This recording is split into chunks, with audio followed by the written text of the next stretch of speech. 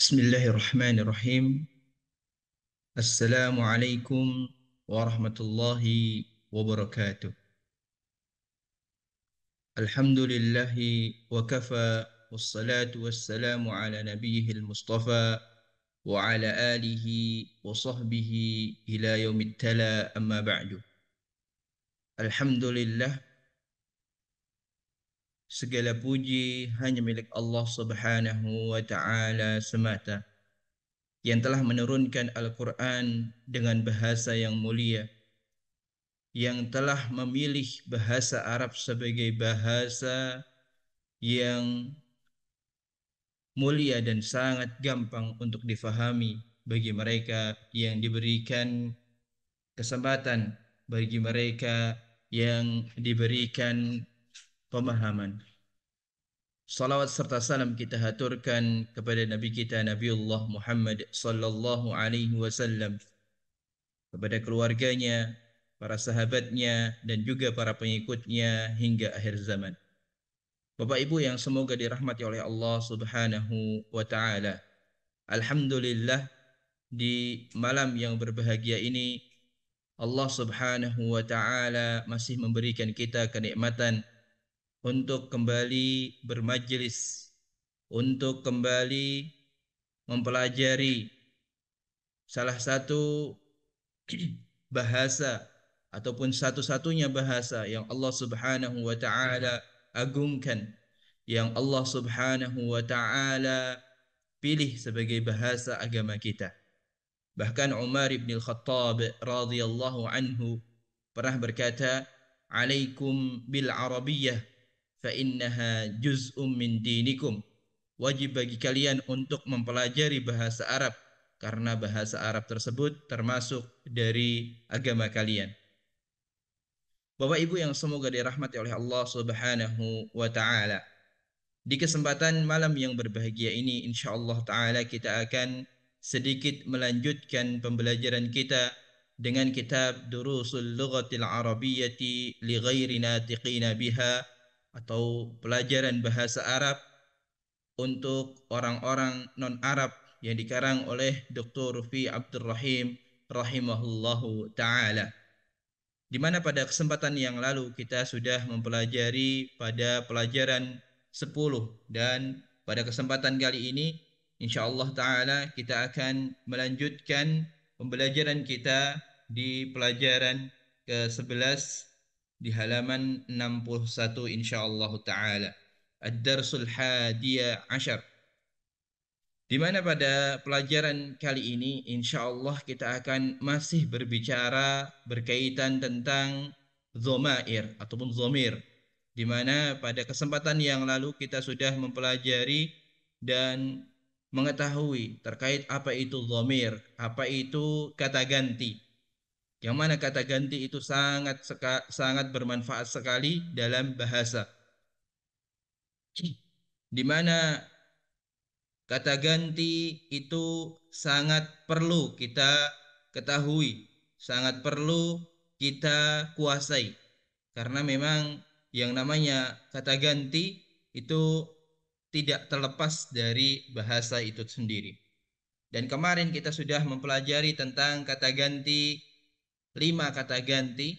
Yang pertama kata ganti untuk saya atau ana, saya, orang yang berbicara. Kata ganti orang pertama tunggal, karena yang kita pelajari pada kesempatan yang lalu hanya orang-orang tunggal. Kalau orang pertama tunggal, kemudian orang kedua kamu tunggal juga, entah itu laki-laki dan perempuan. Kemudian yang keempat ada orang ketiga laki-laki ataupun perempuan. Jadi ada 5 kata ganti yang telah kita pelajari pada kesempatan yang lalu. Dan kesempatan kali ini insyaallah ta'ala kita lebih mentitik beratkan pada kata ganti untuk orang pertama ataupun kata ganti untuk saya. Di mana kemarin juga sudah kita pelajari kata ganti atau zomir untuk saya, yaitu menggunakan zomir ana atau saya, ana. Dan itu bisa bersambung dengan isim maupun fiil. Dan di sini juga insyaallah taala kita akan lebih memperjelas bagaimana penggunaan kata ganti tersebut ataupun dhamir untuk saya, untuk kata ganti orang pertama ini, dan bagaimana penggunaannya dalam kalimat-kalimat yang ada. Saya akan bacakan bacaan yang ada di hadapan Bapak Ibu sekalian sekaligus mengartikannya. Silahkan disiapkan catatannya masing-masing. Ad-darsul hadiya asyar. Ad-darsul hadiya asyar. Pelajaran ke-11. Baiti. Baiti ini dari kata baitun, kemudian kemasukan dhamir atau kata ganti orang pertama saya, tunggal, ya. Orang pertama tunggal itu saya. Baiti. Jadi artinya rumahku. Rumahku. Baiti artinya rumahku. Hadza baiti. Hadza baiti. Ini rumahku. Baiti amamal masjidi.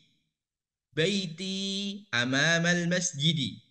Rumahku berada di depan masjid. Rumahku berada di depan masjid.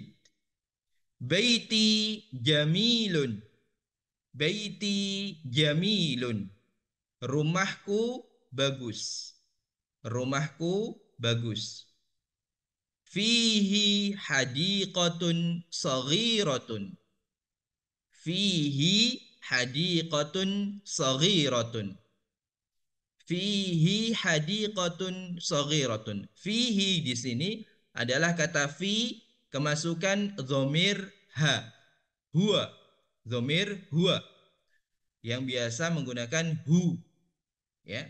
Biasa kitabuhu, baituhu. Namun karena di sini yang kemasukan dhamir tersebut adalah kata fi yang notabene dia kasrah, maka dhamirnya juga ikut kasrah, bukan fihu namun menjadi fihi. Fihi.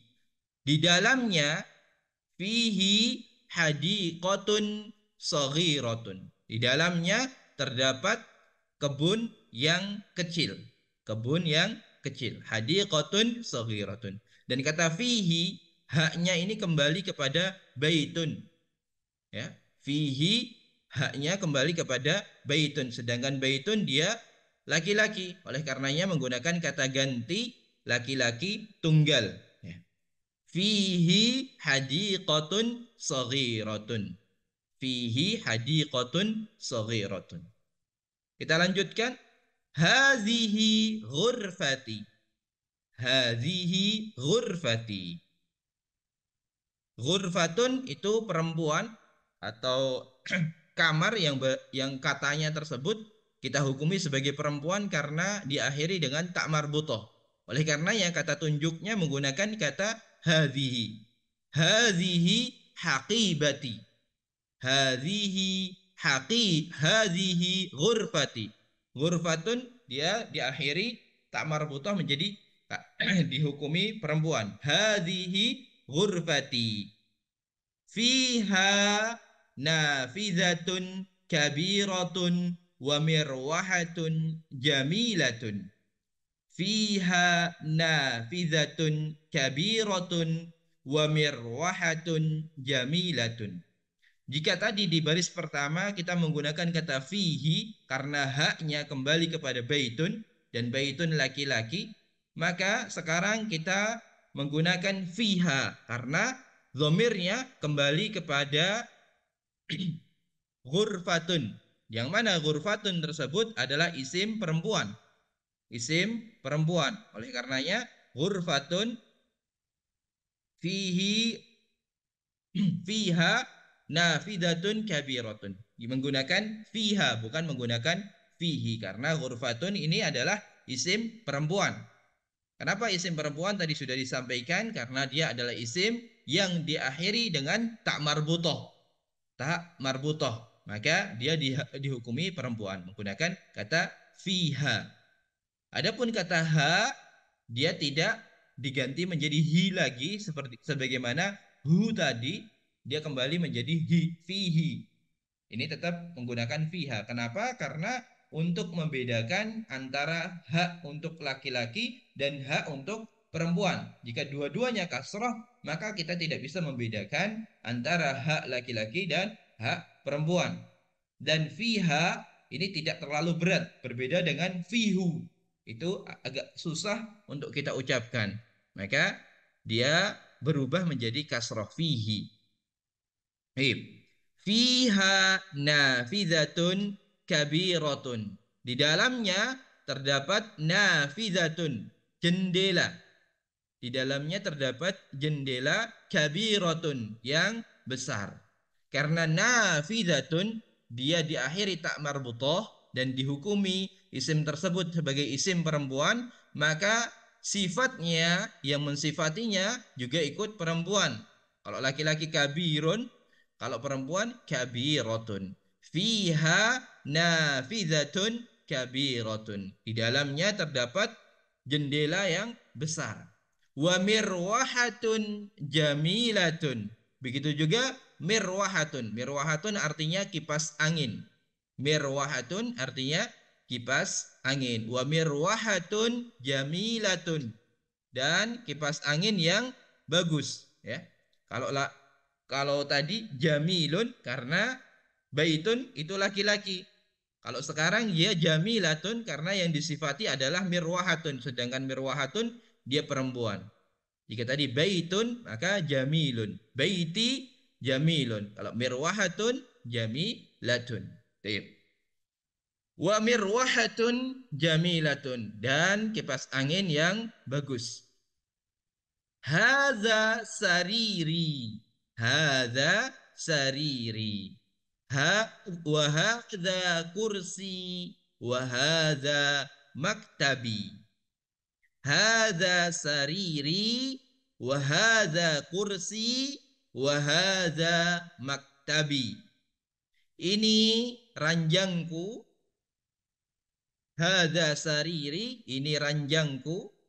Sarirun ini dihukumi laki-laki karena tidak ada sifat-sifat isim perempuan di sana, maka kita hukumi laki-laki. Oleh karenanya kata tunjuknya juga menggunakan kata tunjuk laki-laki, yaitu menggunakan hadza. Hadza sariri wa hadza kursi, dan ini kursiku. Hadza sariri, ini ranjangku, wa hadza kursi, dan ini kursiku, wa hadza maktabi, dan ini mejaku. Wa hadza maktabi, dan ini mejaku. Maktabun artinya meja. Sa'ati wa qalami wa kitabi alal maktabi. Jadi usahakan ketika memang bersambung suatu isim, bersambung dengan zomir orang pertama, ataupun zomir ana, zomir kata ganti untuk saya, maka hendaknya kita panjangkan sedikit. Sa'ati, qalami, kitabi, alal maktabi. Berbeda halnya, dia kasrah tanpa adanya zomir. Alal maktabi. Tidak kita panjangkan. Kalau kita panjangkan maka wahada maktabi, kita panjangkan karena memang di sini ada kata ganti ataupun zomir untuk orang pertama ataupun zomir ana. Saati, jamku, qalami, penaku, kitabi, bukuku, alal maktabi, di atas meja. Jadi usahakan ketika kita membaca juga kita panjangkan. Saati, saati, wa qalami, wa kitabi, alal maktabi. Selanjutnya, wa haqibati tahtal maktabi. Wa haqibati tahtal maktabi. Dan tasku, haqibatun artinya tas, wa haqibati, dan tasku, tahtal maktabi, berada di bawah meja. Nafidatu ghurfati, nafidatu ghurfati maftuhatun. Nafidatu ghurfati maftuhatun. Nafidatu ghurfati. Kenapa nafidatu ghurfati? Kenapa dia enggak nafidatun ghurfati? Karena dia isim bertemu dengan isim. Nafidatun yang tadinya nafidatun ketemu dengan ghurfatun. Jadi nafidatu ghurfati maftuhatun. Jendela kamarku terbuka. Nafidatu ghurfati maftuhatun. Jendela kamarku maftuhatun artinya terbuka. Hadhihi ghurfatu akhi. Hadhihi ghurfatu akhi. Ini kamar saudaraku. Hadhihi ghurfatu akhi. Ini kamar saudaraku. Wa tilka ghurfatu ukhti. Dan itu kamar saudariku. Hadhihi dan tilka adalah kata tunjuk untuk perempuan. Karena memang ghurfatun tadi sudah kita sampaikan. Ghurfatun adalah isim perempuan. Maka kata tunjuknya juga menggunakan kata tunjuk perempuan. Hadhihi untuk yang dekat. Karena memang saya saat itu sedang berdiri di dekat kamar saudara saya. Maka saya mengatakan hadhihi ghurfati, hadhihi ghurfati, wa tilka ghurfatu akhi, dan di sana ghurfatu ukhti adalah kamar saudariku. Ghurfatu akhi kabiratun. Ghurfatu akhi kabiratun. Kamarnya saudaraku besar. Wa ghurfatu ukhti saghiratun. Dan kamar saudariku kecil. Ghurfatu akhi kabiratun wa ghurfatu ukhti saghiratun. Kamar saudaraku besar dan kamar saudariku kecil.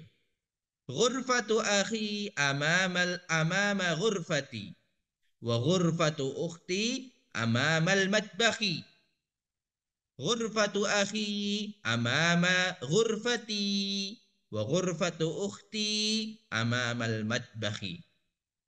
Kamar saudaraku amama ghurfati, di depan, amama di depan, ghurfati kamarku. Ghurfatu akhi kamar saudaraku amama ghurfati di depan kamarku. Wa ghurfatu ukhti dan kamar saudariku amamal matbakhi di depan dapur. Di depan dapur. Li akhun wahidun. Li akhun wahidun. Saya memiliki satu saudara laki-laki. Ismuhu Usamatu. Namanya Usamah. Li akhun wahidun. Ismuhu Usamatu. Saya memiliki satu saudara laki-laki. Namanya Usamah. Wali ukhtun wahidatun. Ismuha Su'adu. Wali ukhtun wahidatun. Wali ukhtun wahidatun. Dan aku memiliki ukhtun, saudara perempuan, wahidatun, satu. Satu saudara perempuan.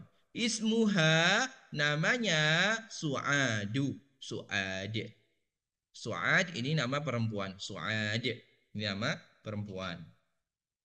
Jadi ketika kita menggunakan dhamir untuk laki-laki, maka kita menggunakan hu. Ismuhu Usamatu. Berbeda halnya jika menggunakan untuk dhamir perempuan, maka kita menggunakan ha. Sebagaimana contohnya tadi, ismuha Su'adu. Kita lanjutkan. Abi wa ummi fi tilkal ghurfati fi tilkal ghurfati kabirati. Abi wa ummi fi tilkal ghurfati kabirati. Bapakku dan ibuku di kamar yang besar itu. Di kamar yang besar itu. Abi wa ummi fi tilkal ghurfati al-kabirati. Bapakku dan ibuku berada di kamar yang besar itu. Ana uhibbu abi wa ummi. Saya mencintai bapakku dan ibuku. Wa uhibbu akhi wa ukhti, dan saya juga menyayangi saudaraku dan saudariku. Jadi uhibbu itu bisa kita artikan menyayangi atau bisa juga kita artikan mencintai. Uhibbu. Jadi kata habba yuhibbu. Ana uhibbu. Uhibbu artinya saya mencintai atau saya menyayangi. Uhibbu. Ana uhibbu. Saya mencintai bapakku dan ibuku. Dan juga saya mencintai saudara laki-lakiku dan saudara perempuanku. Atau bisa juga menyayangi. Itu tadi bacaan kita pada kesempatan kali ini, di mana kita disuguhi dengan suatu bacaan yang menjelaskan ataupun yang mencontohkan terkait dengan kosakata ataupun isim dan juga kata ganti untuk orang pertama, yaitu ana, yaitu ana.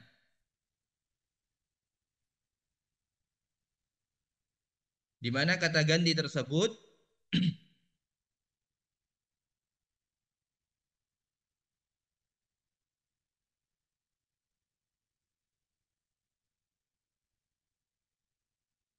kata ganti tersebut bisa bersambung dengan isim ataupun bersambung dengan fiil. Dan tadi sudah banyak sekali contoh untuk yang bersambung dengan isim dan juga ada juga yang bersambung dengan fiil sebagaimana tadi terakhir uhibbu itu adalah fiil yang bersambung dengan kata zomir saya karena didahului oleh alif.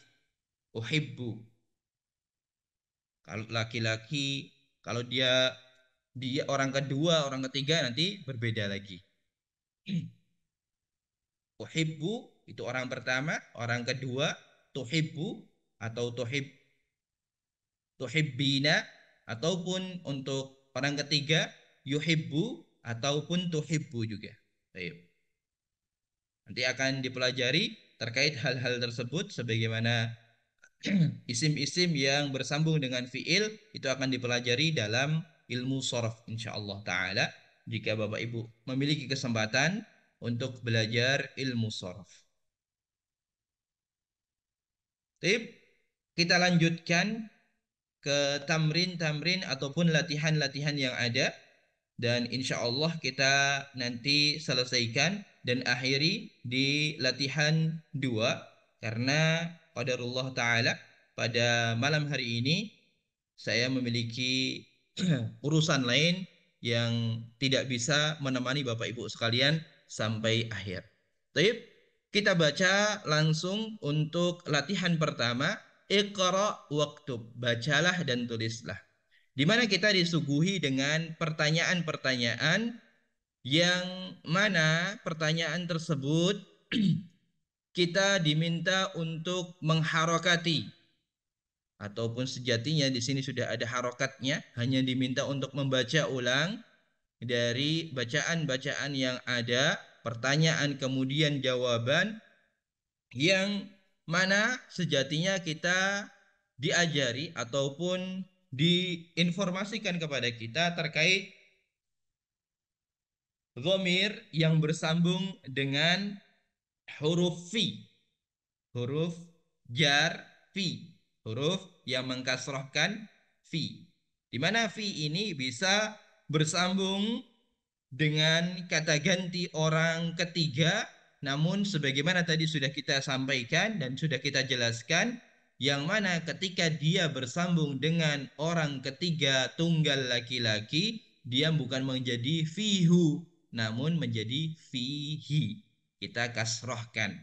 Karena jika fihu itu agak susah dan haknya bisa kita kasrohkan, maka kita kasrohkan sebagaimana yang kita tahu dhamir itu adalah isim dan tugas dari fi adalah mengkasrohkan isim, maka haknya kita kasrohkan yang aslinya dia dhammah menjadi kasroh jadinya fihi. Adapun hak untuk perempuan kita tidak kasrohkan, kita tetap begitu saja harokatnya tetap fathah karena memang ada alif setelahnya, dan juga agar membedakan antara orang kata ganti untuk orang ketiga laki-laki ataupun kata ganti untuk orang ketiga perempuan. Oleh karenanya untuk perempuan tetap menggunakan fiha. Adapun untuk laki-laki yang harusnya fihu menjadi fihi. Saya akan bacakan bacaan ataupun soal-soal yang ada. Silahkan disimak dengan seksama. Nomor pertama, nomor satu. Man fi hadzal baiti, man fi hadzal baiti fihi hamidun. Man fi hadzal baiti fihi hamidun. Siapa yang berada di dalam rumah ini? Fihi hamidun. Di dalamnya terdapat hamid. Madza fil haqibati? Madza fil haqibati? Apa yang ada di dalam tas? Fiha kitabi wa qalami wa daftari. Fiha kitabi wa qalami wa daftari. Apa yang ada di dalam tas? Fiha kitabi, di dalamnya terdapat bukuku, wa qalami, dan penaku, wa daftari, dan buku tulisku.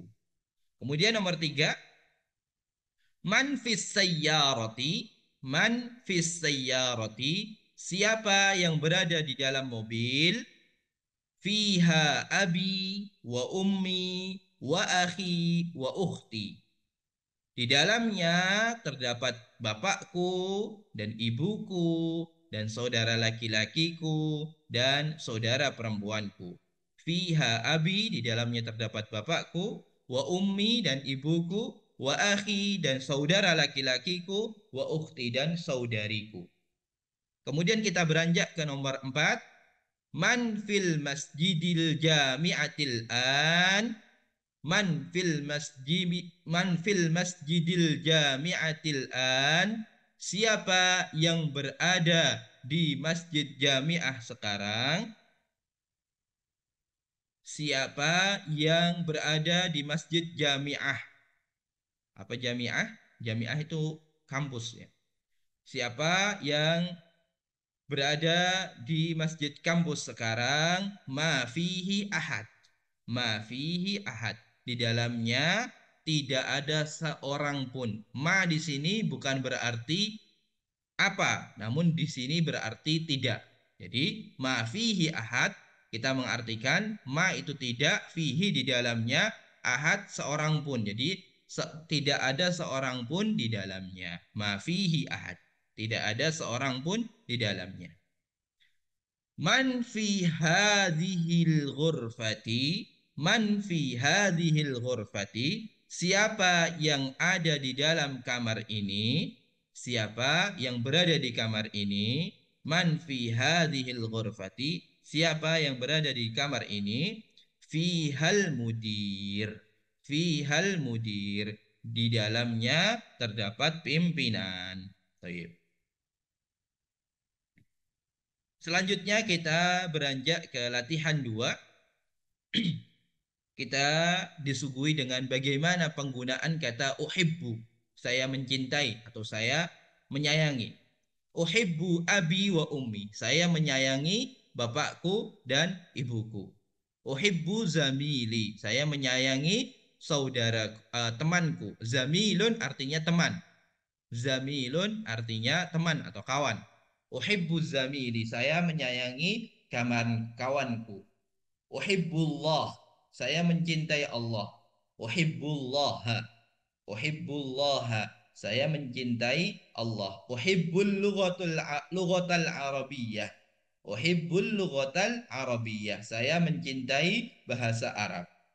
Uhibbul lughatal arabiyyah, saya mencintai bahasa Arab. Uhibbul lughatal arabiyyah, saya mencintai bahasa Arab.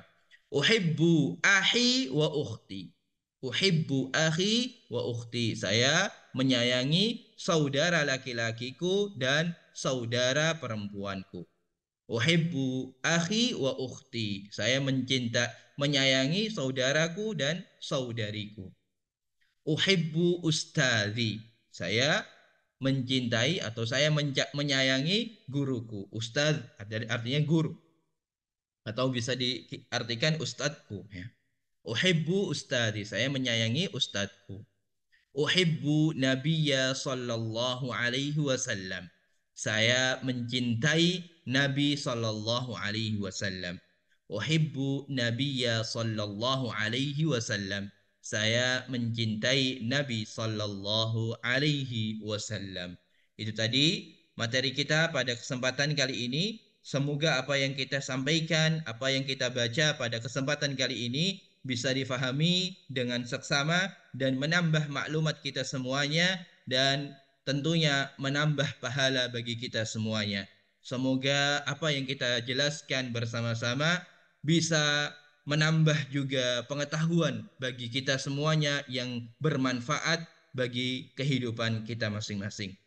Demikian yang bisa kita sampaikan pada kesempatan kali ini. Semoga Allah Subhanahu wa taala mencatat pertemuan kita pada malam hari ini sebagai pertemuan yang mana kita hanya mencari ridha Allah Subhanahu wa taala, yang mana kita kelak akan menjadi pemberat amal-amal kita di yaumil akhir kelak. Baik, mari kita akhiri pertemuan kita pada malam hari ini dengan doa kafaratul majlis. Subhanakallahumma wa bihamdika asyhadu an la ilaha illa anta astaghfiruka wa atubu ilaik. Wa sallallahu ala nabiyyina Muhammad. Wassalamu alaikum warahmatullahi wabarakatuh.